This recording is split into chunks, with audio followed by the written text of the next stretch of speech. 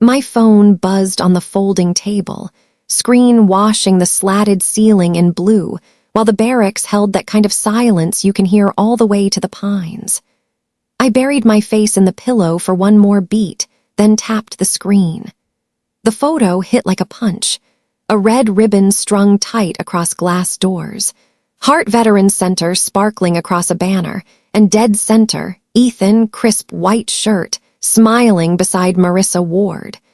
Gold scissors in their hands, fingers touching. The caption read, "We did it for you." Bottom left, a glossy red heart logo shine like enamel over something damp and moldy. I stared at Heart until the letters went sharp again. They'd taken my last name like a key card. The same name I stitch on my chest when I step through the gate, the name I carry on ruck marches, and when I lock my knees under a flag. The cheap disinfectant smell of the barracks hung around. The AC hummed like it was pacing my breathing. At 03:12, my head went cold and my hands went hot. I didn't answer. I screenshotted, dropped the pic into a fresh folder on my laptop, /case heartvet/. The folder name landed like an order. Ethan's next text crawled in slower, like his thumbs were shaking. "You'll be proud. This is the start." I flipped the phone face down. No witnesses here but my shadow on the wall. I stood, poured the last of the cold coffee from my Yeti. The heat had left that a long time ago, and stepped onto the breezeway. Night air cut sharp. Wet dirt from a late storm crept under my PT collar. Way off, the lot blinked with a few red tail lights. A buddy on duty coughed. Somewhere a cricket kept time like a drummer who only learned one beat and stuck with it for life.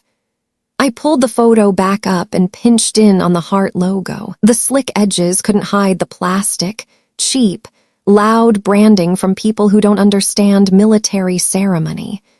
Then I remembered the stack of bright red banners in our garage last month, that ink and spray paint smell, and Ethan telling me, "Bold colors pull donors." I'd let it go. Training week. Save your energy for where it matters. That silence, it turns out, was me signing a blank page. I dragged a chair over and opened the beat-up notebook I use for ruck checklists. First line in block caps. Mission, protect the uniform's honor. Under it, I fired off bullets like planning an op. 1, archive all evidence. 2, no direct contact with subjects. 3, book JAG, CPT raise. 4, loop in CID if any ID forgery. 5, track the money. Each line pressed hard enough to rattle the table. My pulse dropped. I could hear my own boots tomorrow morning, steady steps answering a question no one had asked out loud yet. A third message lit up, this time from an unknown number, a short video of the ribbon cut. The MC's mouth worked something about the compassion of a woman warrior who inspired us. The scissors flared. I muted it and watched the word warrior form without sound, heavy as a stone tied to my neck and tossed in a lake. I froze the frame on Ethan's little half-smirk, the same twist he'd use whenever he said, "Trust me." I sent one text to SFC Jordan, "Need 15 minutes in the morning." The dot went green, then his answer, "Roger." He didn't ask why. Guys like Jordan know the most useful thing on a training field isn't advice. It's a body standing still until the storm passes. I sat a few more minutes and ran the reel backward like checking my harness. The unit BBQ, Ethan live streaming pies for vets. Those weird little platform fees skimming our joint account. That Zoom with Marissa. Her line about put Lena's name on it for authenticity. I squinted thinking of her hand landing on Ethan's shoulder in the demo clip. A nothing moment back then. All those scraps leaned together now and made a shape. This wasn't just theft. They were stealing honor. Back inside, the yellow lamp put a steady halo on my uniform hanging straight like a friend on guard. I set my palm on the heart name tape and felt the dry thread rasp my skin. "No one launders money with my name," I said, barely loud enough for me. Then I opened the laptop and started a note called War Plan. First line, "This is a domestic op. Objectives: surface the truth, stop the conduct, go public on the stage they chose." From the corner, my field duffel leaned on the bed like it was checking the time. I set my alarm 10 minutes earlier than usual, not to run farther, but to breathe a little longer, taste the first air, and cool the head. Lights out. The dark folded tight but not heavy. Before sleep reached me, the frozen frame of that ribbon split in two, blinked again, one half sliding to the tile like a snake with no tail.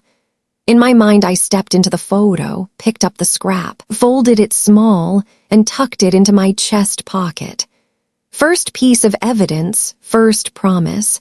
One day I'll set it on someone's desk and ask for an answer.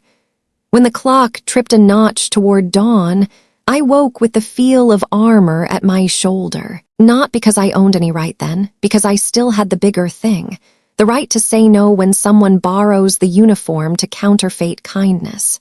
I grabbed my phone, didn't open the photo. I opened my calendar and added one event. JAG CPT raise. Location, base legal, note. Bring everything: photos, video, receipts. Save. The click sounded like a bolt sliding home. Outside, night air clocked out, morning air clocked in, and the quiet changed color. Tomorrow would run long, but it would run on my cadence. I pulled the blanket to my chest, loosened my shoulders the way I do before I settle behind a rifle. I whispered it so only I could hear. Heart on mission. Then I let sleep come, not to forget, but to wake up on time. It started like any ordinary Fort Liberty afternoon. The platoon throwing a little BBQ to help our new kids out. Charcoal smoke, fat snapping on the grill, a long table of pies the spouses baked from scratch. Ethan showed up like he was directing a commercial, tripod in one hand, phone in the other. Every slice gets us closer to opening a center for vets. He grinned into the live stream. Folks clapped. I cracked open apple juice behind the drink cooler and flinched at the phrase, "open a center." Our unit was raising for an internal program, not ribbon cutting anything. Ethan loves numbers, especially numbers on signs. He slapped goal, $10,000 onto the donation bin, red marker, dangling heart doodle. Hearts are fine, I told him, but the unit crest would make more sense. He slid closer, voice pitched like he was coaching a brand. "You are the story, Lena. People give because they trust you." I smiled polite, poured for an older lady with silver hair, and reminded myself not to take the bait. That night in the garage, I found fresh cartons labeled for Veteran's Heart. The ink smell hit like a cheap cologne. Ethan swung in, hands wide like Santa. "New banners. Marissa and I are running community fundraisers next week. Gotta keep the visuals consistent." I peeled one open. Shiny heart, my last name stuck dead center like a clothing label. "Your name's Hart too," I said, "but this is the name sewn on my uniform." He shrugged. "Authentic sells. Don't you want people to feel your story?" I folded the banner back up. "Sometimes you save your oxygen for the ruck, not an argument." The first glitch showed up early the next week. Little withdrawals tagged, platform fee nibbling our joint account at a steady clip. "Donation platform," Ethan said. "Relax, transparent, it all lands in our fund." I said I hadn't signed a single document with the words "our fund." He draped an arm over my shoulder like calming a skittish horse. "You're in deployment mode, loosen up, we're helping people." I eased his hand off. "Send me the platform link, I want the terms." He kissed my forehead. "Tonight." Instead of a link, I got parked in front of a Zoom. Marissa Ward filled the screen, soft curls, slick voice, sharing a deck with 0 sources. "Key insight," she cooed. "Name the charity after Lena. She's the embodiment of service." I sat up straight. "My name isn't a prop." She sugared a smile. "We honor Lena by putting her at the center. The more authentic, the more generous." Slide click. Heart Veterans Center soft launch calendar. 3 community events including a hall managed by a MS Keegan. I squinted. I hadn't agreed to any soft launch. After the call, Ethan tried the halo again. This is big, you're the heart of it. I asked, who filed the EIN, who's legally responsible? He looked anywhere but at me. Marissa's got paperwork. She's got an LLC.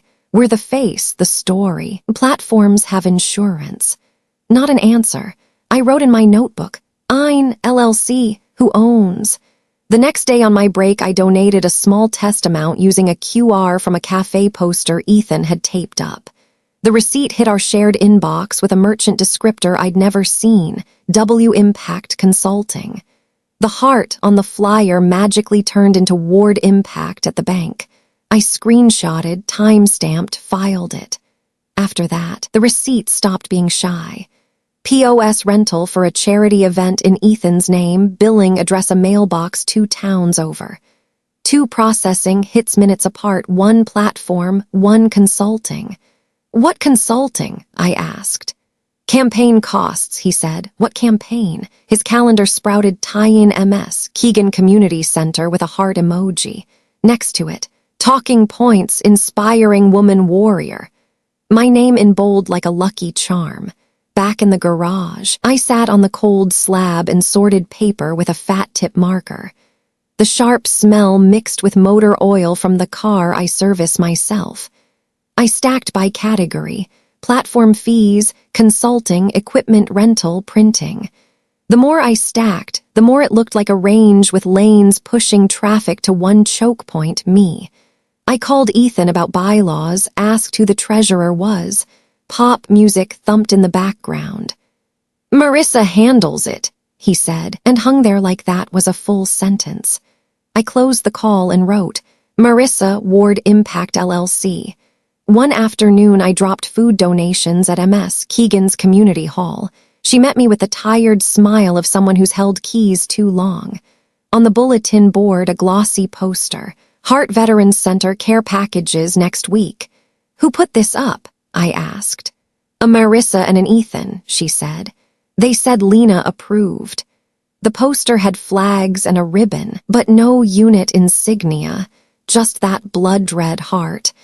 I told her as gently as I could that anything using my name needed an email confirmation from my mill address. Her brow pinched. I thought you were all together. I shook her hand firm, thanked her, and left before my pulse got loud.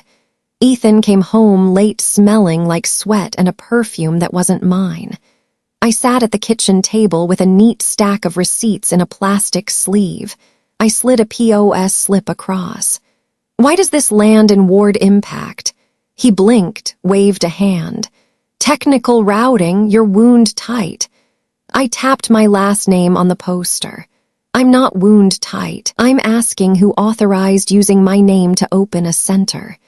He tipped back in the chair, smile easy. We're married. Heart belongs to both of us. I looked at my call sign mug on the shelf and thought about how the heart on that patch is stitched one careful pass at a time, not sprayed across plastic by the yard. I didn't argue. I filed. Big envelope, block letters, evidence, financial. Next morning, I ran the loop around post and put my brain in ruck order. What to carry, what to ditch. Time to take this where it belongs, to people who don't fall for shiny hearts but follow money, signatures, and accountability. When the sun edged past the pines, I stopped, pulled my phone, and drafted a short email to Base Legal. Subject: request appointment CPT raise. Attached 4 photos, receipts, and the poster. Before I hit send, I scanned the file names one more time. Every name a little voice. Send. The swoosh sounded like a platoon stepping off.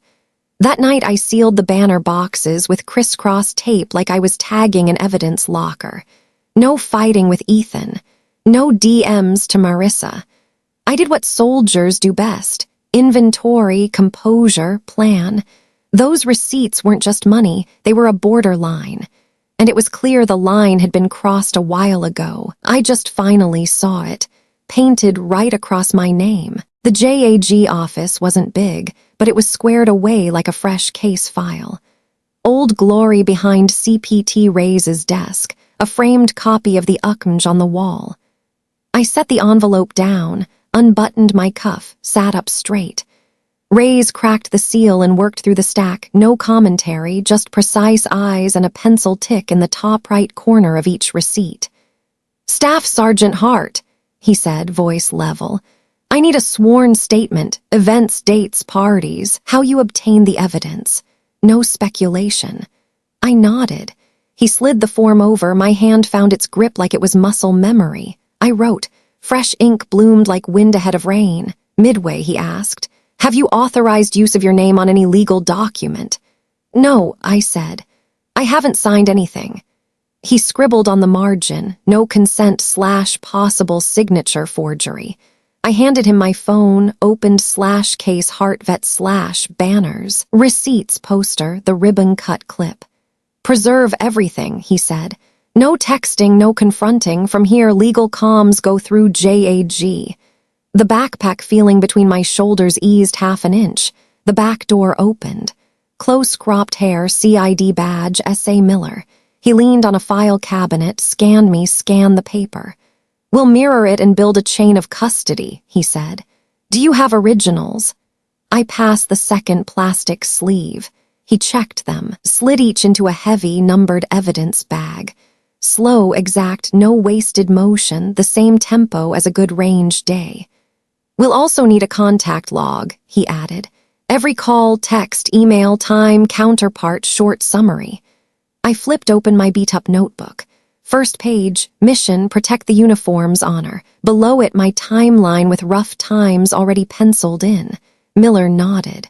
"Good, keep that." Ray's hit the speakerphone and brought in a guest. The voice was low and arithmetic. "S.A. Doyle, IRS-CI. "Quick system check," he said. "There's a fresh EIN for Heart Veterans Relief. Notice address matches a business mailbox tied to Ward Impact LLC in another file.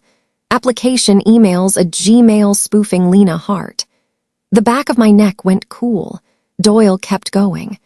"Requesting admin summons for the Form 1023Z package, IP logs, timestamps, and the donation platform payouts. If the money lands at Ward Impact as consulting, we've got the trail." Ray's glanced over. "You good?" "I'm good," I said. "Do it right." It sounded dry as an order. That dryness was the point. Miller laid out the roadmap. "This week, JAG pulls a data-sharing authorization from Hart for IRS-CI. CID opens a case number and flags the signature forgery angle. Hart, no contact with Ethan or Marissa unless directed.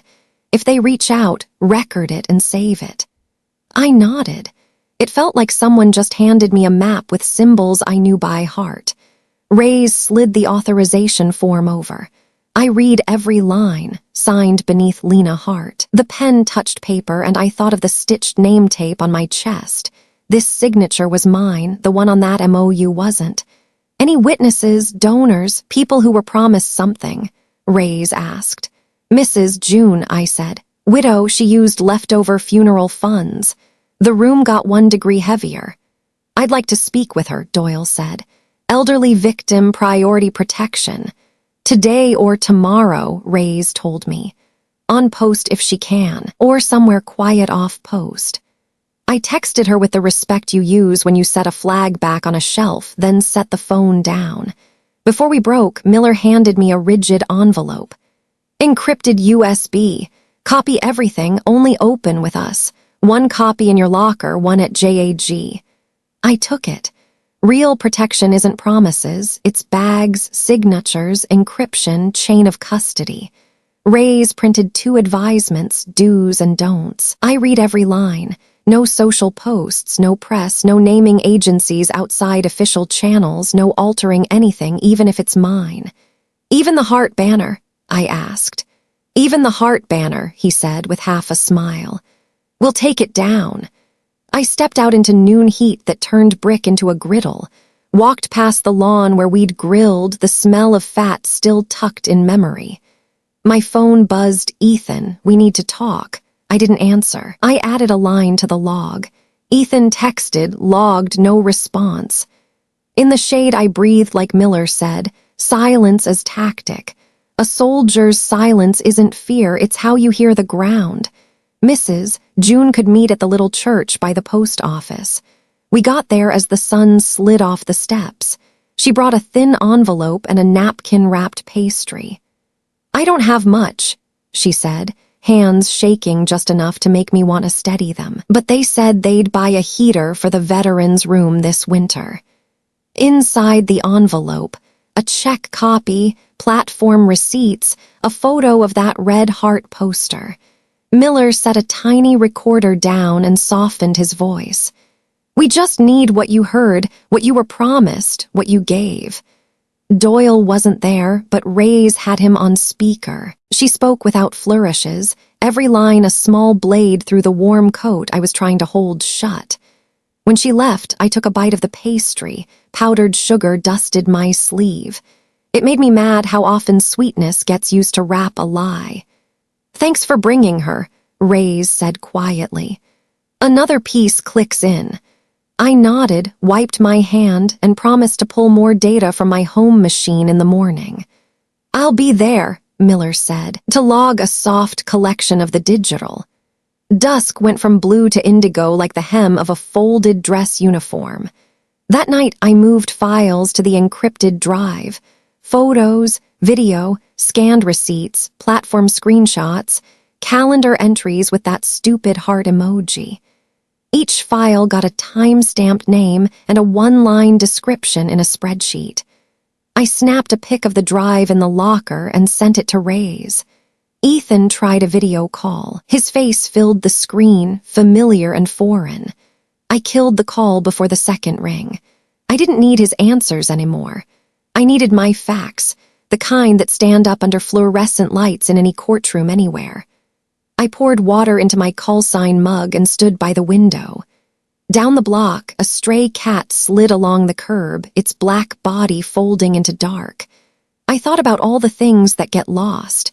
Money into the wrong account, honor into the wrong hands, my name off my chest onto a hollow banner. Then I thought of what found its way back. Chain of custody, my signature on the authorization, Jordan's Roger, Ray's steadiness, Doyle's dry math, the tiny snick when Miller sealed a bag and closed a chapter behind it. I set the mug down and wrote the last line in my log. System engaged. Tomorrow, follow the money. Doyle's morning email opens like a map with the red route already drawn. EIN for Heart Veterans Relief was issued 3 weeks ago, he writes. Notice address matches a business mailbox tied to Ward Impact LLC.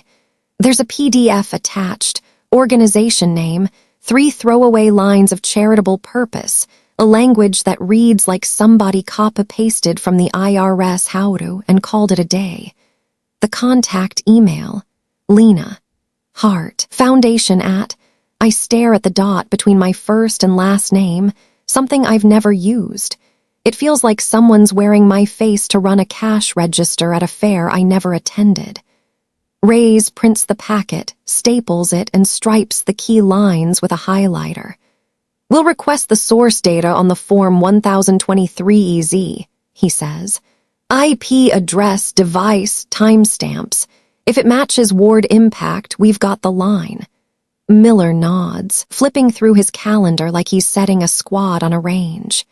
This afternoon, MS Keegan's statement about the MOU. Tonight, signature comparison. I jot it all down and breathe. The work is as clear as my weekly run, every pothole exactly where I remember it. Around lunch, Doyle pops on video from an office snowed in with paper. He slides a sanitized statement past a ruler and traces the rows. Platform fee, consulting fee. Small numbers, steady and patient like a cold drizzle. Each event a little gouge, all of it dumping into a merchant descriptor, W Impact Consulting. This is a funnel, he says. Platform skims their fee, remainder flows toward Impact under services. If this were truly Lena's organization, there'd be an org account she controls. There isn't. I thank him with the dry soldier word, received. Doyle looks up. You holding up? Not built for crying, I answer. He nods, eyes not smiling. His job is to cry later. That afternoon we meet MS. Keegan in her small office lined with flyers for community classes. She lays out a thin stack, a memorandum of understanding with Heart Veterans Relief to grant use of the first floor annex for a veterans community center in exchange for renovation funds. Reads like a win-win until you hit the foggy money clauses and the way too long term. The last page carries Lena Hart, director, in a neat, human-looking font of a signature. My uniform feels tighter across the shoulders. Miller sets a known sample of my signature beside it and pulls a pocket loop. The MOU strokes break where I run smooth. The final flick is too showy. Doesn't match, he says evenly. High likelihood of forgery. Ray's notes, forgery indicators. Keegan acted in good faith. I asked them for a confirmation letter from Lena, MS. Keegan says, spine straight, hands laced. They said they had it and would send a scan later. You did the right thing asking. I tell her, keeping my voice gentle so an honest person doesn't wear the shame. That later is going to be evidence. In the hallway, Miller stops at the bulletin board where a poster beams. Heart Veterans Center handover ceremony next week. Ethan and Marissa smile back like the paper can't blush. They're choosing a stage, he says. Good, Ray's answers, folding the file. A public stage makes the warrants and pause cleaner. We'll suspend for a small legal matter right on their mic. The word suspend drops my pulse back into a manageable lane. Not a raid, not fireworks, just the right stop at the right beat so the light hits the right place. That night we circle a table at JAG like it's a map board. Doyle cues an audio clip from a Zoom session pulled under Ethan's authorized access. Marissa's voice pours like syrup, lines polished to a shine. When you tell the story, use we, repeat for veterans 3 times. No need to get into finances, people give to feelings. Then she suggests donor touch points. Photos with service members, a few giveaway trinkets with unit patches. I bite my cheek to keep the noise in. Unit patches are earned in sweat, they're not props. Doyle scrubs forward to the part where they split money after each event, how much the platform keeps, how much slides toward impact. No sugar left, just recipe. Ray's has a new envelope, printouts from Doyle's account traces. Consulting, pulls hit the night of each live stream, the odd cents lining up with those pledge numbers Ethan bragged about. The money trail is so clean it's cold. I stare at W Impact Consulting repeating down the page like boots through the same mud lane day after day. We have enough for a sting, Ray's says level. The handover becomes the stop. CID on the wings, IRS-CI with documentation. I pause the program for legal cause, heart present silent. I nod. I'll have to stand there and watch Ethan lift his chin to tell a lie. I won't say a word. Silence gives the truth room to speak. Close to midnight, I'm back home, pulling folded banners from the locker. I don't burn them, Ray's orders. I lay one on the floor, set the printed MOU with the fake signature beside it, add a screenshot of the Lena. Heart. Foundation at, email, and a receipt for the consulting fee toward impact. Everything in a row like formation before roll call. I snap photos and file them into /case HeartVet/ with detailed captions. Outside, wind rakes the trees and throws leaf shadows across the wall like ink someone tried and failed to scrub out. Ethan sends a long text asking to explain the misunderstanding. I write in my log, no response, all contact through JAG. Then I power down and rest my back against the door. They borrowed my name, my signature, even my voice. We did it for you. That we, without truth and responsibility inside it, is just a tablecloth hiding the shine on a pair of gold scissors. Morning, quick huddle at JAG. Miller hands out a hall diagram, doors, cameras, MCs mark the ribbon line. Doyle lists the documents he'll read if needed. IN 1023 as platform logs, transfers to Ward Impact, Zoom audio. Ray's places me behind the crowd next to MS, Keegan. Don't move until my signal, he says.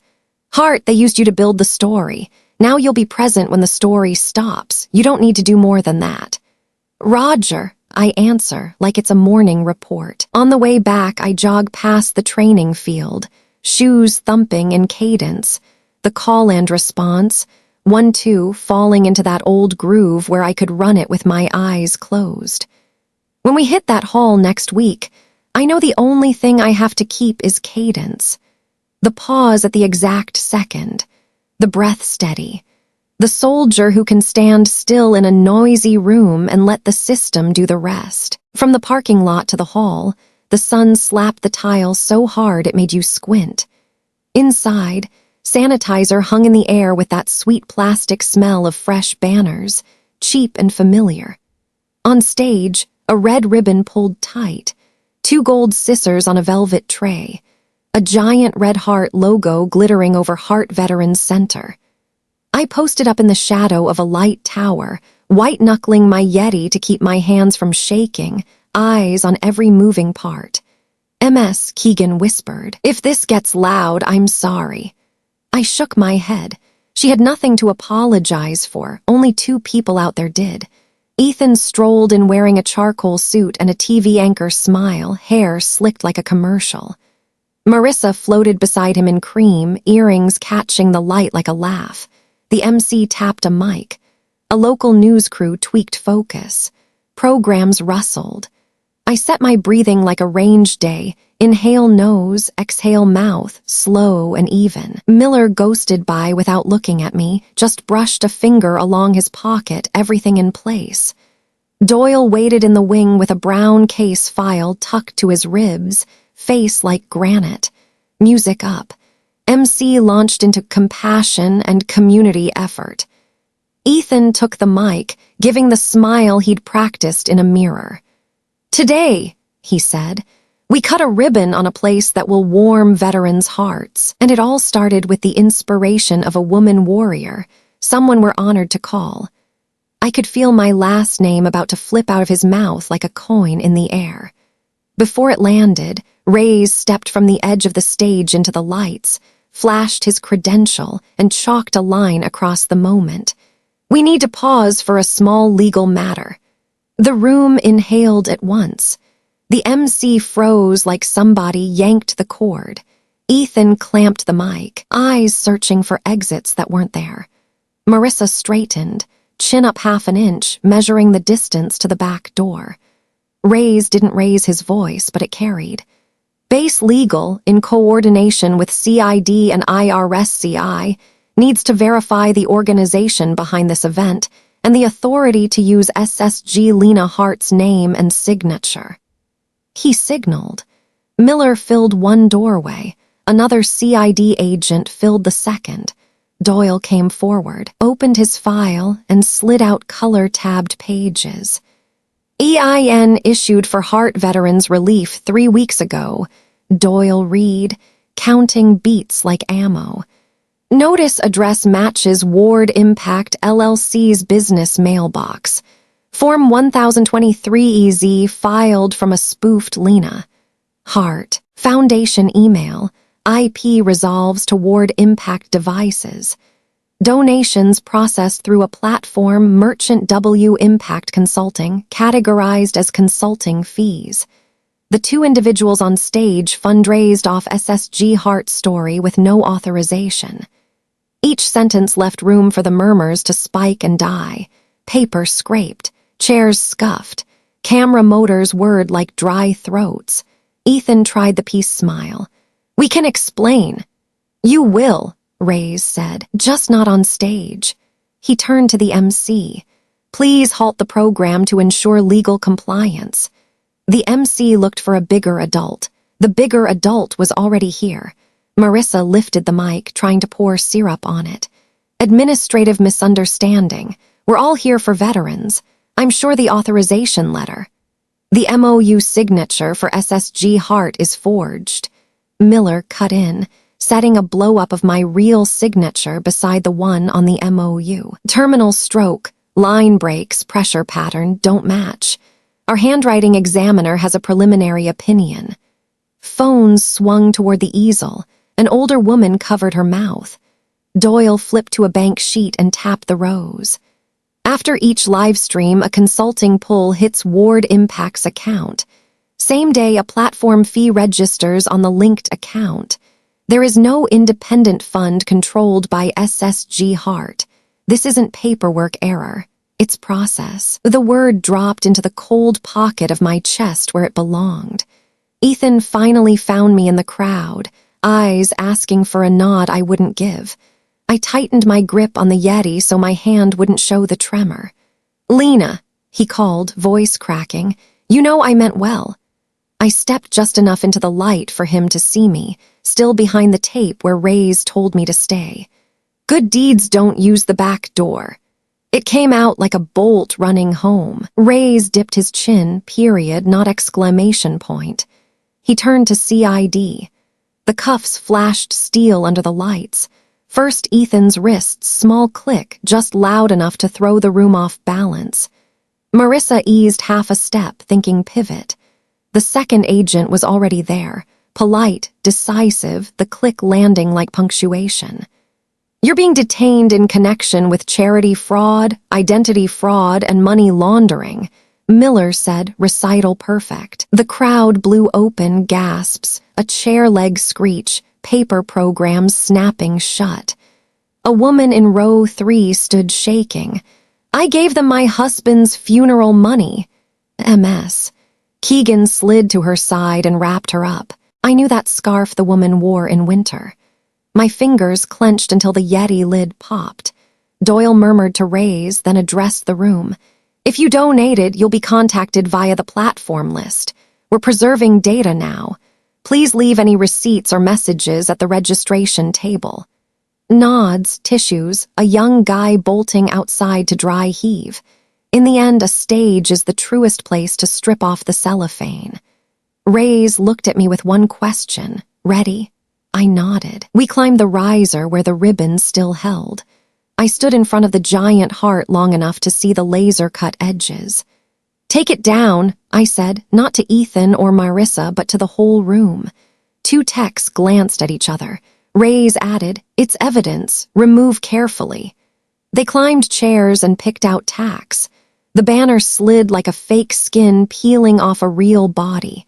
When it hit the floor, the fabric sighed.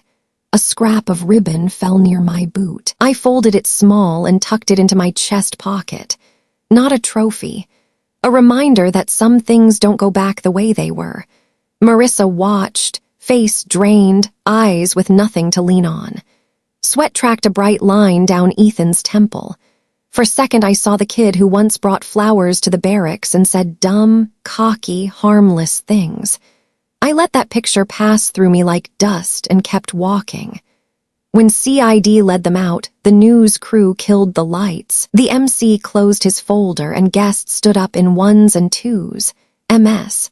Keegan came to me and just took my hand. Her palm was dry and warm like a church pew that's seen a lot of winters. Doyle packed his file. Miller sealed the banner roll with a numbered sticker. Ray's spoke to the empty mic. "This event is over. This hall belongs to the community it serves. The rest of this story continues where it's supposed to." Not pretty, just upright. It was enough. I stepped off the stage. My shadow stretched across a strip of sun retreating toward the doors. I paused beside the woman who'd shouted and set my hand on her shoulder. "We're going to get back what needs getting back," I told her. She nodded. I don't know who she trusted in that room, but I knew I'd been standing where I should. Outside, wind tugged the little stick flags in the planters. I breathed deep, plastic, sweat, paint, and underneath it, a hint of wet dirt promising afternoon rain. First fight done. What's left is logistics, and logistics, That's my best game. Doyle's email came with an attachment whose name sounded harmless, like a phone book. I opened the spreadsheet and that pale gray grid spread like fog. Column A, names. Column B, dollar amounts exact to the cent. Column C, quick cold notes. Mill's spouse deployed. Female soldier spouse. New baby needs hope. Widow, flag folded. I scrolled. The rows didn't stop. Not random. It was a hunting map. Each pin a person with a story that tugs at a wallet because their heart's already busy holding up something heavier. A loved one, a kid, a folded flag. There was Mrs. June in the middle note. Widow heater fund. Next to her, a name I didn't know. Female active duty spouse at home. You don't need a paragraph to understand how they pick targets. Doyle called before the metal taste left my tongue. Same steady tone, but I heard a thin wire of anger under it, the kind you only notice after hours of listening to a man measure his words. Pattern's clear, he said. They harvest soft data at community events, Facebook groups, live streams, then tag the target set wives/partners of women in uniform who are away or widows. We'll build the network graph. Heart, check column G, promised uses, heaters, scholarships, hospital beds. None of it ever happened. I stared at that column and saw promises folded up like blankets that never got opened. I'll talk to them, I said. I'll go too if you want, he answered. But sometimes people only need someone in a uniform to tell the truth. I texted Mrs. June. She replied almost immediately she'd gather the others. That afternoon the church hall opened early. Chairs set in a U. Stained glass leaked red and gold onto my sleeves. Mrs. June stood in the center with a packet of receipts held like a small hymnal. When she talked, her voice didn't shake. It just got older at the end of each sentence, like a trumpeter holding a note one beat too long. They said they'd replace the heater, she said. It's bone cold in that vet's room every winter night. A younger woman in a denim jacket added, they promised a class for my daughter. She got a glossy certificate.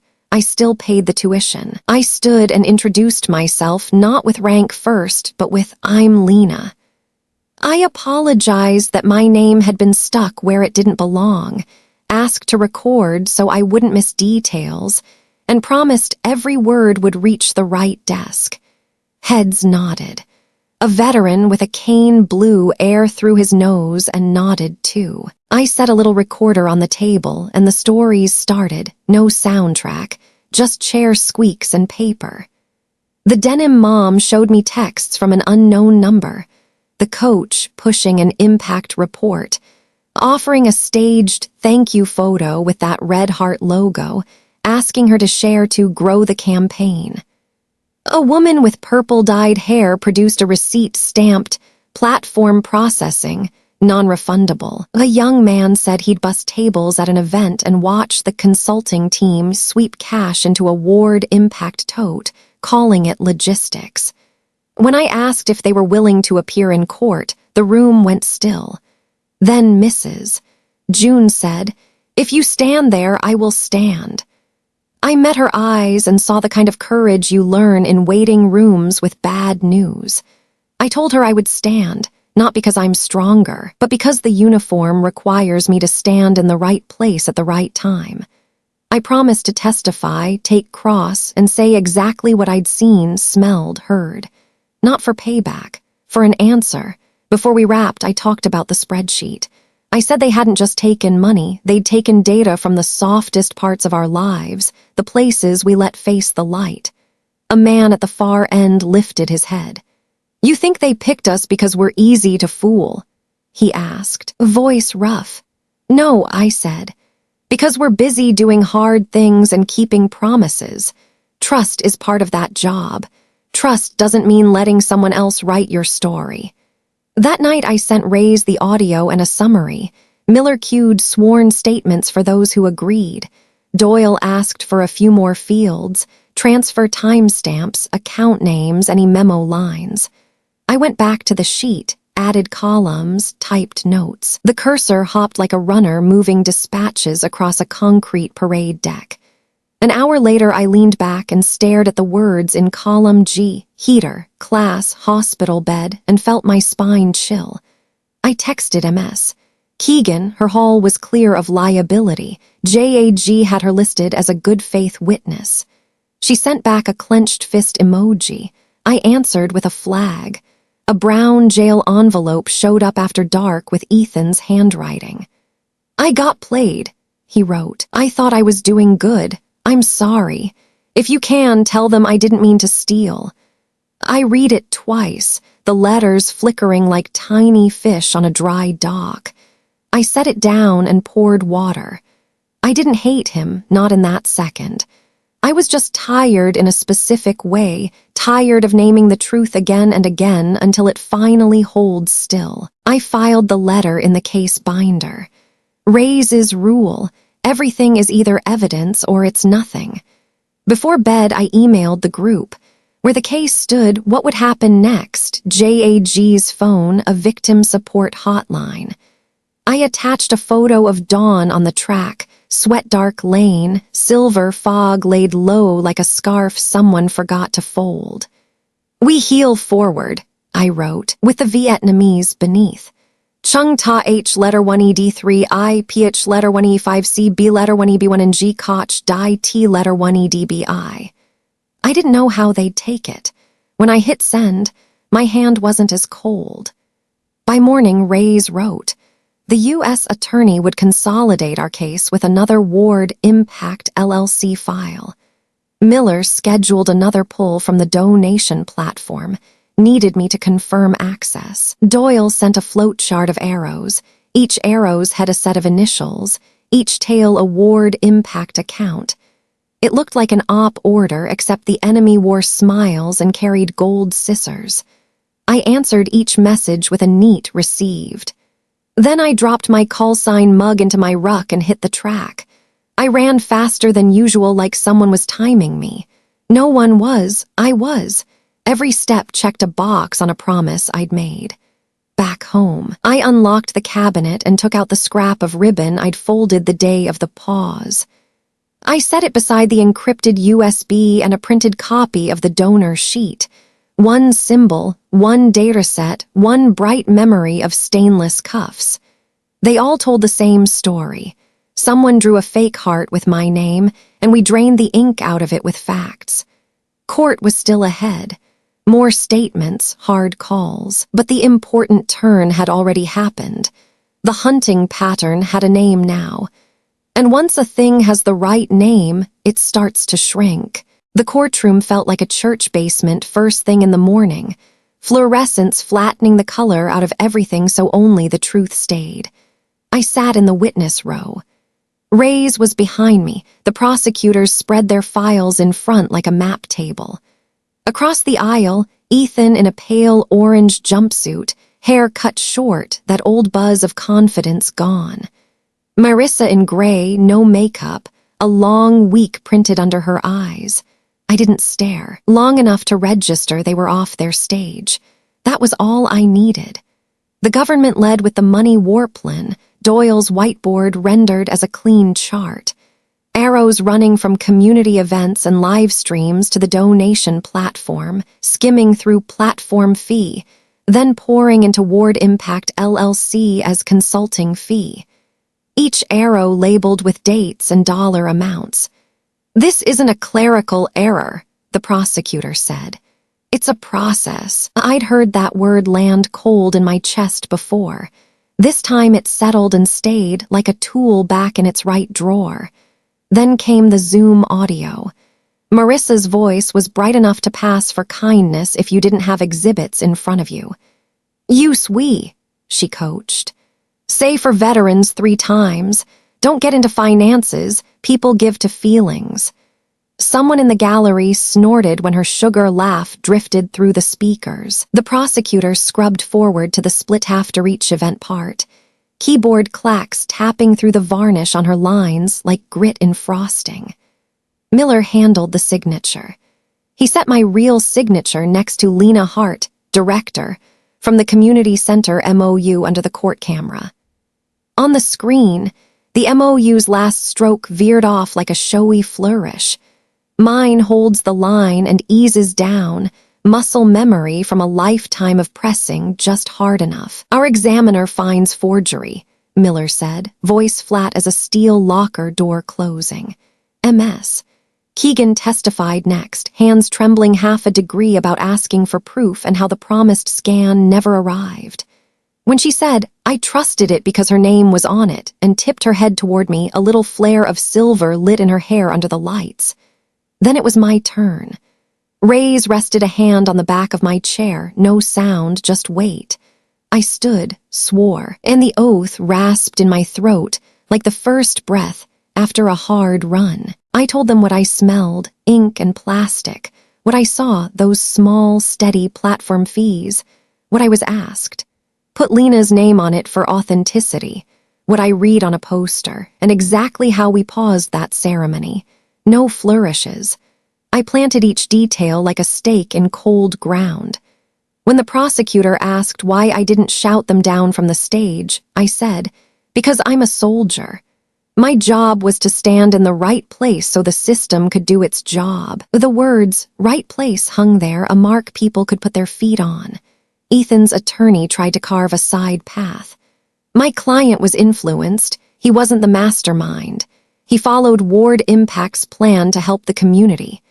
I looked at my hands glowing chalk white under fluorescent and when asked, said, no one gets led too far from what they already chose. At counsel table, Ethan's shoulders slipped like a jacket on the wrong hook. 3 days later, we reached sentencing. The air felt wrung out, lighter, still heavy. The judge read, Marissa, charity fraud, identity fraud, money laundering, top count time, court-ordered restitution to the names in donor's master. XLSX. Ethan convicted as a participant and on fraud, less time, probation to follow, joint restitution. When the restitution line hit, a breath leapt from behind me, an old sound full of winters. Mrs. June. I squeezed the bench until my fingertips numbed, then let go, the way you do when somebody hands you back a key you thought was gone. We moved to a side room for the paperwork. Ray's organized a station so donors could register for restitution. Doyle anchored the far table, checking his list, flagging heaters with winter coming.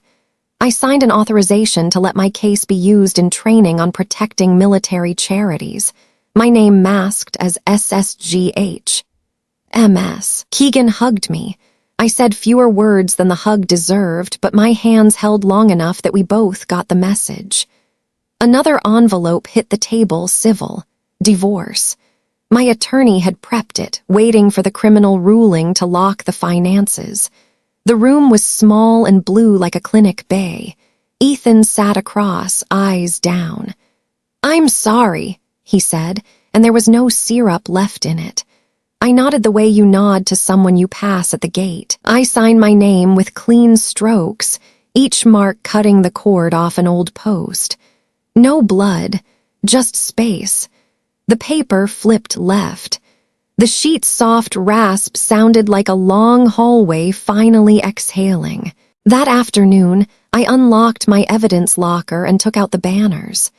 Ray's had barred me from destroying anything before court. Court was over. I carried them to the metal burn barrel like people carry yard bags in fall. The plastic-backed fabric caught slow before it changed, and then the red collapsed into curling black edges. No yelling. No tears. I just watched the fire like I watch a field stove, shade the flame when wind punched, feed it when it flagged. When the last of it was ash, a small ribbon scrap shone up from the gray. I didn't burn that. I folded it and put it back in my chest pocket. Not sentiment. A sign of the day a counterfeit symbol got peeled off in front of the people it tried to fool. I put the garage back in order. Empty evidence sleeves stacked to one side. What stayed? The encrypted USB, a certified copy of the judgment, and a note I wrote myself. Mission: protect the uniform's honor, phase 1 complete. I slid the note into the center slot and shut the drawer. In the kitchen, the kettle sang and the black tea smelled like normal life, so normal it felt rude, like a world moving on without asking.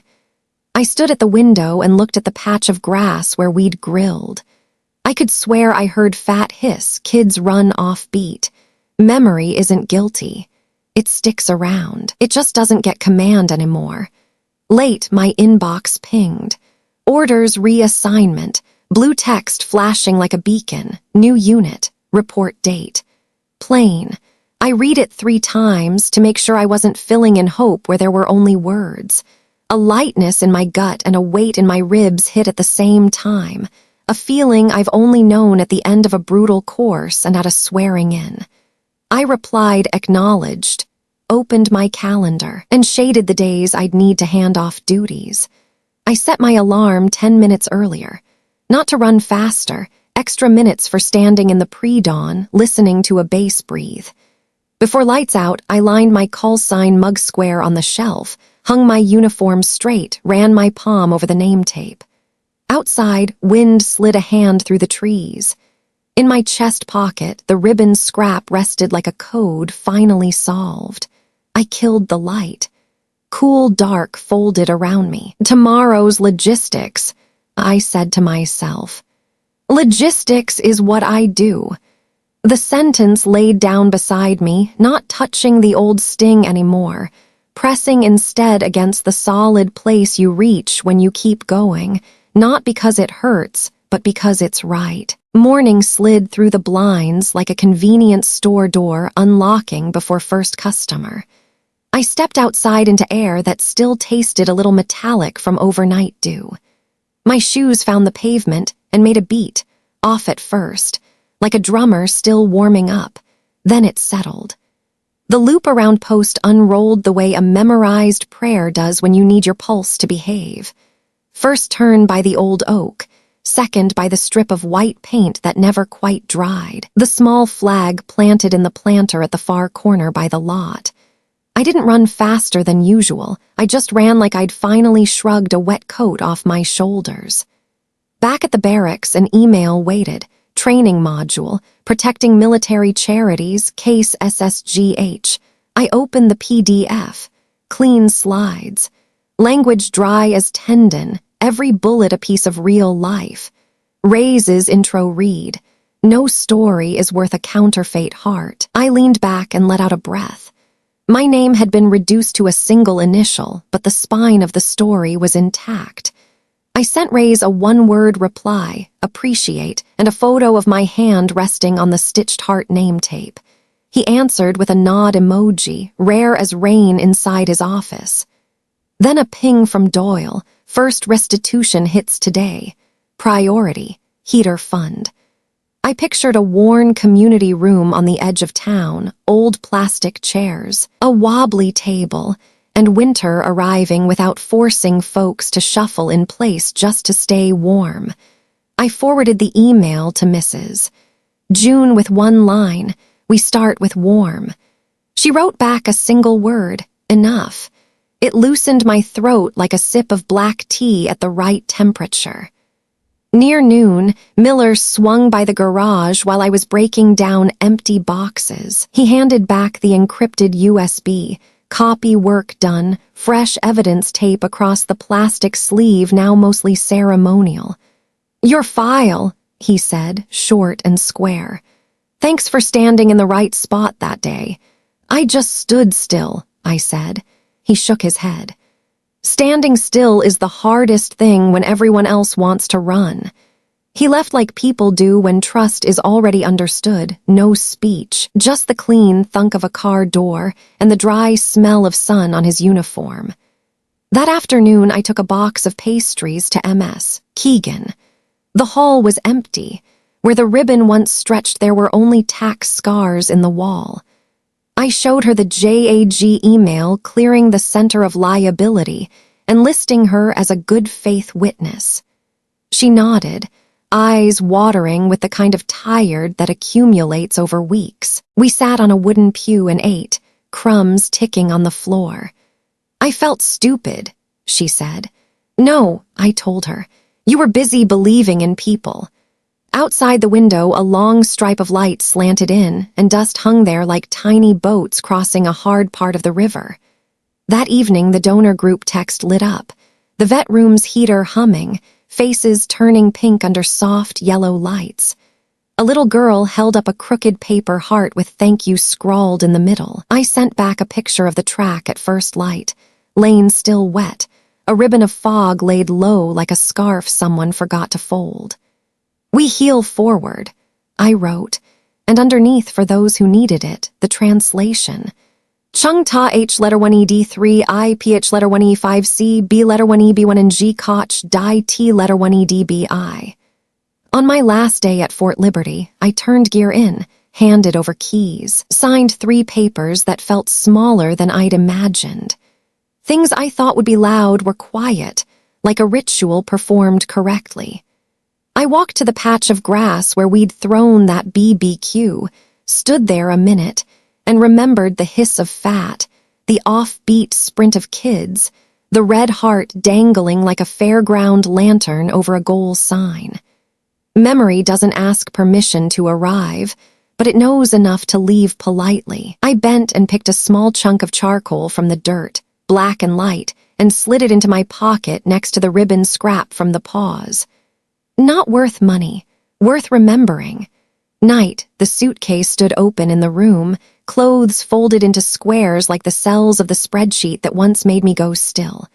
I set my call sign mug on top, the same one that's been with me through 2 early mornings and a couple of sit-up-straight nights when the heart needed to settle. Lights off. The bass breathed like a gentle giant. Distant truck, a guard's footsteps echoing, leaves brushing the window screen. No jump-scare photos, no syrup voices, just a cadence I trust. At first formation of departure, I pulled up to the main gate where the flag rides level with the wind. I put a hand to my chest, felt the folded ribbon cool and flat. I wasn't mad at it anymore. It was proof that there was a day I took my name back. Engine on. Pines slid by and the highway opened clean and straight. In the rear view, the gate shrank. The feeling didn't. Knowing honor isn't made of tough material. It survives because somebody stands watch every day. The road stretched. I clicked the radio. An old country song drifted in like a story told over a back fence. I thought about the new unit, unknown faces, chairs with their own little scratches, mornings where I'll teach kids to count their breathing. Maybe one day a training class will pull up a slide about SSGH. They'll talk EIN, 1023 as, platform fees, consulting payouts, chain of custody, when to keep your mouth shut, when to hold your ground. I hope the last line says, don't forget to stand guard over your own name. I eased the throttle just enough to blend into traffic. Sky ahead was bluer than I remembered. A blackbird cut across the windshield, there and gone in a beat. I set my palm on the rough side of the call sign mug and spoke like there was someone in the passenger seat even though it was empty. Heart, continue mission. Not a mission against anybody. A mission to keep believing in what's right and to call wrong by its name, steady voice, no drama. The road went long. I kept my eyes up. Another post ahead, another squad, another dawn, and I drove toward it.